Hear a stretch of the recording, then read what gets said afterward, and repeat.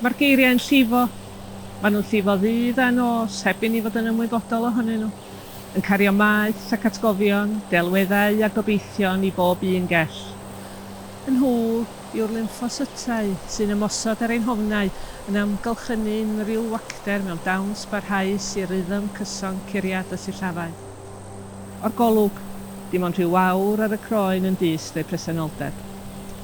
Ac yna, fel eithra'r gyllell, neu daw cwymp ar gerrig garw, dwrn, neu fwled, neu fe gnown ein hewinedd i'r byw. Adag honno fel ifa'r geiriau yn gynnes goch yn amlwg ar yr wyneb, yn glanhau ac yn danos ein briw i'r byd cyn ceilo unwaith eto. A rhwbryd wedyn, y fory, drenydd, dradwy, fe wel eraill y gramen a'r graith, eu cyffwrdd efalla, a dysgu am rinweddau'r geiriau sy'n llifo air wrth air o dan groen pob un ohonom. I eat words. I chew over the book, bite a chapter off, taste the scenes between my teeth. I swallow the moon over the fields, the lost sister, the red shoes. Carrying them with me, remembering their voices, that broken buckle, the grief by the river, until the voices meld with my own. I spit words, reciting the story of what we saw on TV last night.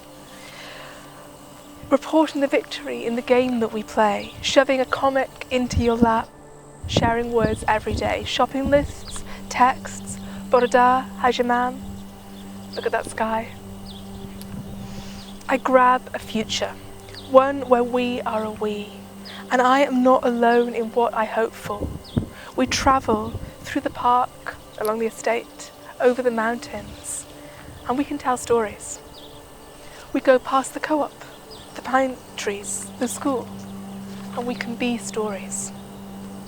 I still ring with our old songs.